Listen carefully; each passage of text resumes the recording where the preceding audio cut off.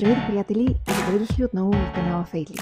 Аз съм Елена и тук заедно четем Библията. В момента разглеждаме Евангелието на Марк, което е в Новия Завет. Ще продължим с втора и трета глава от тази книга. В предишния епизод разгледахме първа глава. Днес ще видим как Исус изцелява един паралитик. Как вечеря с бирници и грешници. Как изцелява един човек с изсъхнала ръка в съботен ден. И как го обвиняват, че той всъщност е царят на демоните. Готови ли сте? Втора глава започва с една от моите най-любими истории. И сега ще видите защо. Исус е в Капернаум. Вече новината за него се е разнесла навсякъде. И хора буквално от Капернаум и от околията идват за да го видят, за да го чуят как говори и също така за да бъдат изцелени. Той се намира в една къща, която е пълна с хора. И дори отвънка, общо взето, да хвърлиш яйце и няма къде да падне, защото наистина е препълнено с народ. И там в Капернаум се казва, че имало един паралитик. Неговите приятели чуват, че Исус е в града, хващат го, слагат го на една постелка и отиват при него, с надеждата той да изцели техния приятел. Когато отиват там, какво да видят? Те няма как да достигнат до Исус, защото е препълнено с хора. Но те не се отказват. Тогава го хващат, отиват на покрива на къщата, където е бил Исус, правят дупка в покрива и буквално го спускат отгоре да отида пред Исус. Искам да имам такива приятели. Искам да имам такива приятели, които са с мен, които имат дори по-голяма вяра от мен в трудните моменти и които не се отказват, когато видят лошата новина. И тук се казва в 5 стих: а Исус, като видя вярата им, каза на паралитика: синко, прощават ти са греховете. Исус видя вярата на приятелите на този паралитик. Трябва да имаш наистина много голяма вяра, за да преминеш през тези препятствия и да измислиш този план и да го направиш. А имаше там някои от книжниците, които седяха и размишляваха в сърцата си: този защо говори така? Той богохулства. Те мислят така, защото Исус казва, че защото той прощава греховете на този паралитик. Кой може да прощава греховете, освен един Бог? И Исус, като разбра веднага с духа си, че така размишляват в себе си, рече им: защо размишлявате това в сърцето си? Кое е по-лесно да кажа на паралитика: прощават ти са греховете, или да кажа: стани, вдигни постелката си и ходи? Но за да познаете, че човешкият син има власт на земята да прощава греховете, каза на паралитика: тебе казвам, стани, вдигни си постелката и иди у дома. И той стана веднага, вдигна постелката и излезе пред всички, така че всички се удивиха и славеха Бога. И казваха: никога не сме виждали такова нещо. Тук за мен невероятното е не само, че Исус изцелява паралитика и той става и започва да ходи, а това, че Исус не се интересува просто той да е добре физически, а той прощава греховете му и освобождава душата му да бъде добре, да бъде свободна. Буквално сваля товара от плещите му, за да може той да стане и да ходи и да бъде един нов свободен човек. Защото Бог не се интересува просто от нашето физическо състояние, за него е дори много по-важно ние да сме свободни духовно. Продължаваме нататъка с 13 стих. И пак излезе край езерото, и цялото множество идва при него, и той ги получаваше. И като минаваше, видя Леви Алфеев, седящ в бирничество, и му каза: върви след мене. И той стана и тръгна след него. Това е историята, в която Исус вижда Матей или Леви Алфеев и го кани да бъде един от неговите ученици. Казва се, че той е седящ в бирничество, което ни казва, че Матей е бил данъчен. Събирал е данъците. Той е работил за Римската империя и е събирал всякакви данъци на евреите. Данъци и различни такси. Но той не е бил един от най-обичаните хора. Даже напротив, бирниците са били мразени от евреите. Първо, защото са работили за римляните. И второ, защото римляните са им позволявали да събират много повече от данъка. Така че разликата са си я прибирали за себе си и както се досещате, много от тези хора са злоупотребявали с това, с тази своя сила.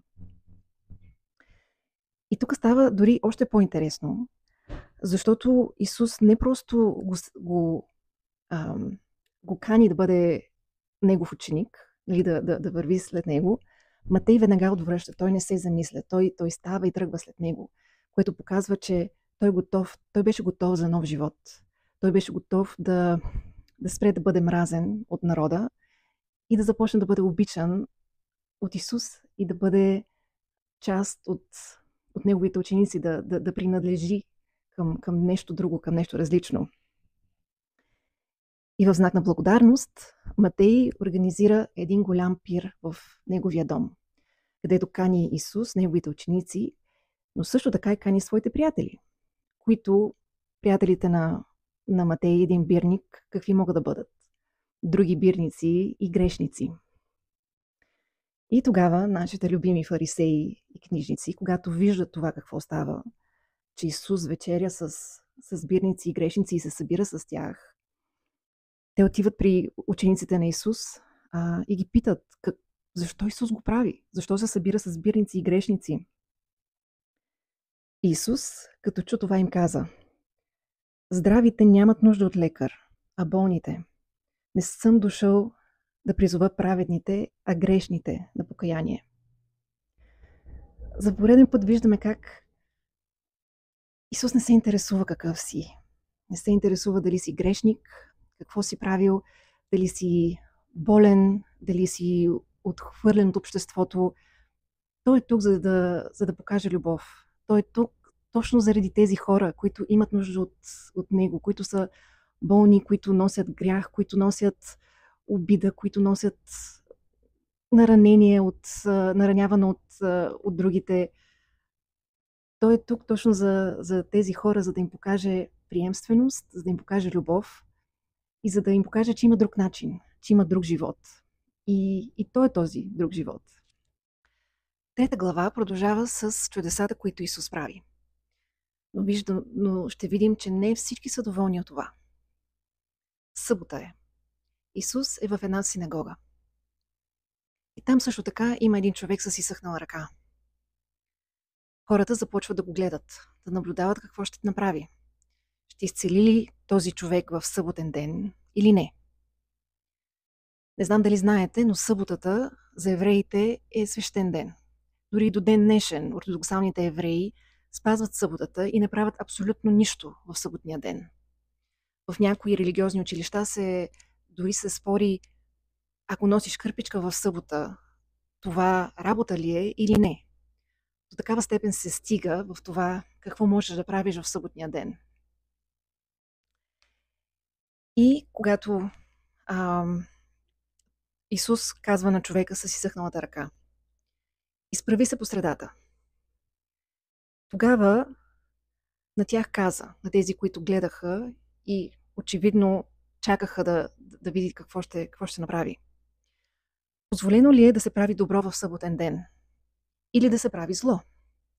Да се спаси ли живот или да се погуби? А те мълчаха. А като ги изгледа с гняв, наскърбен, поради закоравяването на сърцата им, каза на човека: протегни си ръката. Той протегна и ръката му оздравя. А фарисеите, като излязоха, веднага се наговориха с сиродяните против него, как да го погубят. Те не бяха доволни, че Исус прави чудеса в съботния ден. А Исус от друга страна виждаме как се ядосва, че изпитва гняв и той го показва.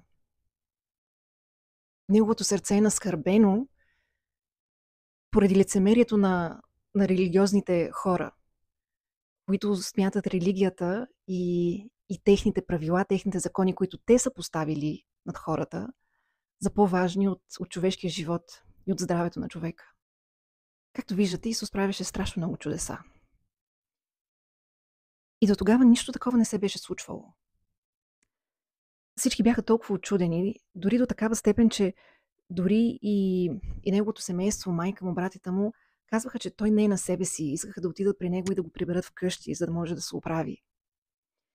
И затова някои хора започнаха да казват, че той прави всички тези чудеса и изгонва духове чрез началникът на бесовете, Велзевул. И в 3 глава, 23 стих се казва, след като го обвиняват, че той чрез зъл дух изгонва всички други духове и така изцелява и хората, им казва, как може Сатана да изгонва Сатана? Ако едно царство се раздели против себе си, това царство не може да устои. И ако един дом се раздели против себе си, този дом не може да устои. И ако Сатана е възстанал против себе си и се е разделил, той не може да устои, но дошъл му е краят. И след това в 28 стих той казва едно много силно предупреждение. Истина ви казвам, че всички грехове на човешките синове ще бъдат простени и всички хули, с които биха богохулствали. Но ако някой похули Святия Дух, за него няма прошка до века, а е виновен за вечен грях. Има само един грях, който Бог не може да прости. И това е, ако ние похулим Святия му Дух. Всичко друго е простено. Дори ако говорим лошо за Исус, ако говорим лошо за Бог, но ако го говорим лошо за Святия Дух, този грях не се прощава. Колко невероятни истории прочетохме и колко още ни очакват. И ние в момента сме в разгара на учението на Исус. И виждаме, че той прави доста противоречиви неща за времето си. И виждаме как религиозните лидери са против него. Искат да го хванат. И въобще не са съгласни с това ново учение, което той проповядва. Сигурна съм, че не сте си представили Исус като бунтар. Но той бил точно такъв.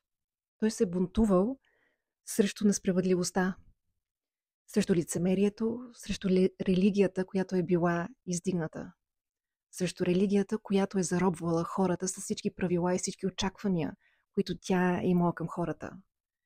И вместо религията и вярата да ги доближава до Бог и да очиства сърцата им и да ги води към освобождение, тя е правила точно обратното. Насърчавам ви да прочетете целите глави и ми пишете в коментарите какво ново научихте за Исус, какво ви изненада, какво ви привлече към Него, какво може би ви обърка. В следващия епизод продължаваме с 4 и 5 глава. Надявам се да се видим там. Довиждане!